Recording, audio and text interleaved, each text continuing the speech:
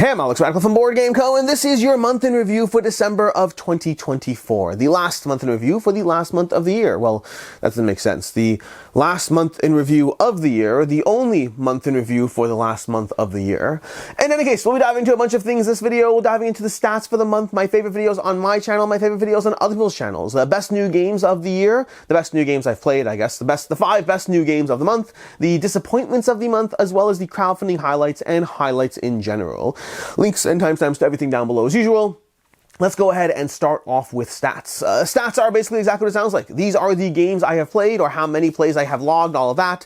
As usual, like I said, the past few months, I have been much worse at logging stats recently. I don't know exactly how I'm going to handle that, but effectively, my stats for the past several months are much lower than they actually are. I say that despite logging 101 plays this past month, I just know that there were so many days where I wasn't logging actively and then didn't bother catching up. So I don't know exactly where I am. For the past few months, I've really been off on my game. I've started getting a little bit better, like the second half of December has the majority of those 101 plays. Part of that is, of course, you know, the holiday season and having days off, but part of it is just that it's been very hard to get back in the process of logging every single play as it happens, and if I don't, generally when I do that, I still think I only have 90% of my logged plays, but when I don't do that, it could be a lot less. My guess would be I have close to 250 plays in December, but it is what it is. I go by my log plays for right now, which isn't the worst right now, by the way, but it's not great for the Where Are They Now series that I do, because I use my log plays from a year ago to track that, which means if I don't log a game, it's going to be missed in that section, unfortunately, and that's just sad, but it is what it is.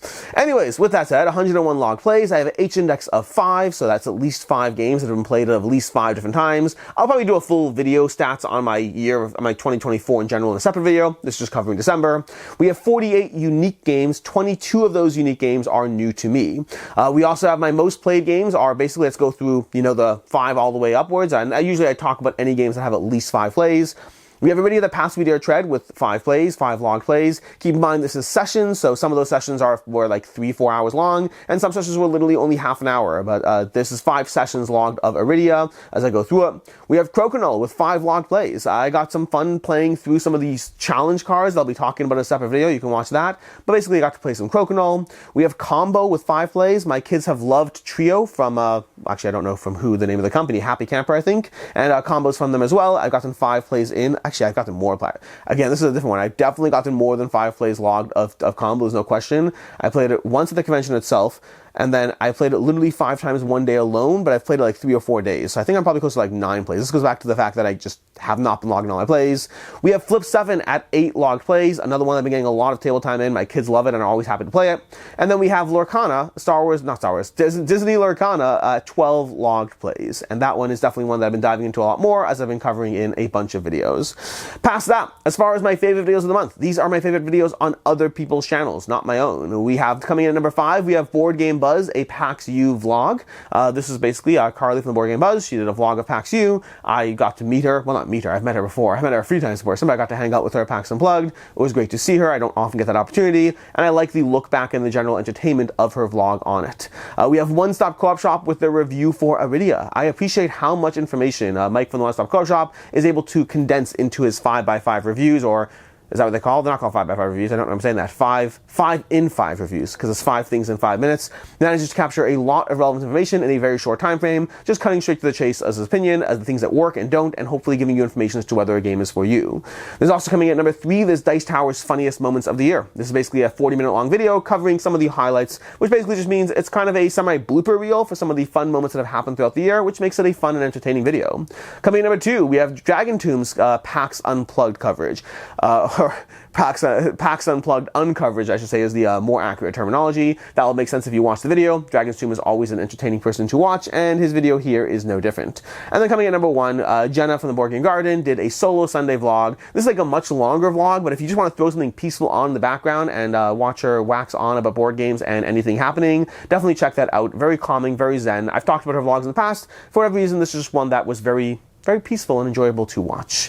For my favorite new games of the month, these are games that are new to me as of December 2024, or at least my app thinks is new to me for December 2024. We have coming in at number 5, we have Star Clash. This is actually an upcoming crowdfunding game that I got a chance to play on TTS. I will be covering it more, but I was very impressed with my initial demo of it and thought it was a lot of fun with powers and abilities, fairly easy to learn and start diving into, but then a lot of things to consider, both in terms of your faction's asymmetry as well as the others, while you try to play for a bit of a King of the Hill type duel. Thought it was very, very well done. Looking forward to playing it more. Coming in number 4, we have Everdell Duo. Everdell Duo from Starling Games. I really enjoyed my first play of it. I still need to be diving into it more, but it basically is Everdell. If I was just judging it on the 2-player alone, I think I'd probably just play Everdell, but I am curious, the 2-player competitive, but I am curious how the solo and cooperative campaign is going to play out, so I'll be talking about it more, but it's definitely an enjoyable game, but right now in its current state, I still just keep Everdell alone and not Everdell Duo. Coming in number 3, we have Hammer Time. Hammer Time from Haba is delightfully fun. Fun for adults, fun for kids. It's a great game. I will be talking about it more in some dedicated coverage, but it's rare that a game is equally enjoyable to adults and kids alike, and this is definitely one of those that manages to deliver on that. Definitely recommend checking it out. Coming in number 2, we have Master Orion Ad Astra from Arkan Games, Arkan Studio. I thought this was a great 4X implementation that manages to give nods to the source material, which is great because I'm a fan of the source material, while not being too beholden to it in a way that hurts the game experience. And then coming in at number 1, we have Wondrous Creatures. I've had a chance to play this several times in December. I have to revise my top 10 list for 2024 because there are so many games already that would already be in it that weren't. So it's a good thing I do these year-long look-backs later and do revise things once I've had a lot more time to really experience all the titles. But Wondrous from Bad Comic Games I think is fantastic, and you can expect to see more dedicated coverage on that. As far as the disappointments for the month, I don't try to get 5 in this category. I just do how many there are, and there were 2. We have coming in at number 2, I guess, is Wonky. Wonky from Da-Da-Da is... Wonky, not from Da-Da-Da is another game. Wonky from the Op, and Da-Da-Da is from the Op, but Wonky from the Op is from the OP is a stacking game that I thought was not good. The rules weren't good, the clarity around certain ways to play aren't good, and the general game experience was not good. I thought this was a very, very much a mass market game that I hesitate to use the words didn't need to exist, because I think any game can capture someone in certain ways, but I think it's definitely targeting a mass market audience, and I don't think it does anything new or better, just worse. So, hey, if it's on a game shelf, you might have fun with it, but not one that I was really entranced by. And then coming at number 1, we have Cascadia Jr. To be fair, Cascadia Jr. is a better game than Wonky, but I was more disappointed by Cascadia Jr., and I ranked these by how disappointed I am. Basically, I was looking forward to Cascadia Jr., and I thought it was way too simple and not interesting enough. For me, it's a pass. It does do some justice to the source material, but I just think there are better games around. As far as my favorite videos for the month, my favorite videos on my channel. Coming in at number 5, we have a Primal Challenge against Korin. I really enjoyed this video. If you watch it, you'll probably know why, but there's a lot of trying to figure out how things work and a lot of angst over things that have gone wrong.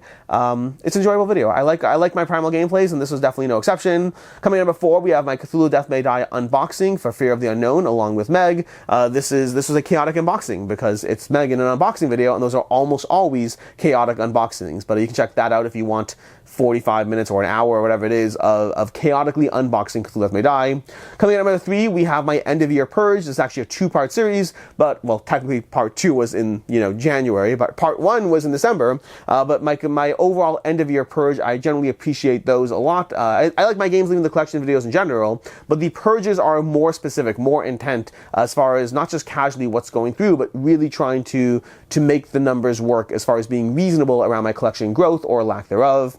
Coming in at number 2, we have my top 100 games of the year series. This is in general just the top 100. I just do a placeholder for this, but I do appreciate top 100s for a lot of reasons. But my most commonly given reason is they cut through the cult of the new. They don't allow you to focus purely on what's new and hot. They force you to focus on the things that are consistently there year after year, and I think that is a far better recommendation than something that happens to be passing through and gets a good rating, but is it still being talked about 3-4 years from down the road? And the top 100 is a good reference for that. And then coming in number 1, there's my Iridia the Past We Dare Chat unboxing, because I was chaotically obsessed. This is just me this time, but I was very excited about the game and excited to dive into it, and I definitely enjoyed the unboxing and had a lot of fun with it while possibly attacking punch boards with a knife at times that I shouldn't have. No punch boards were harmed in the making of the video, but they certainly came close to being harmed. That's as far as the videos, my favorite video games, my favorite videos of the month on my channel.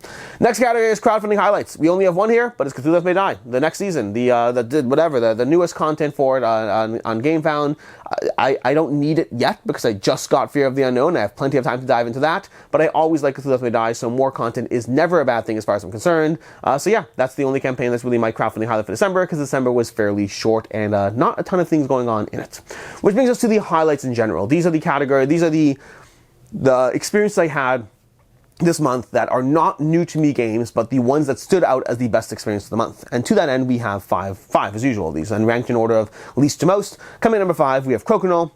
Like I said already, had a chance to dive into Crokinole this month. And Crokinole's not a game I play every single month. Sometimes I do, sometimes I don't. But I love playing Crokinole, so it's always a good time when I'm able to do so, as I was this past month.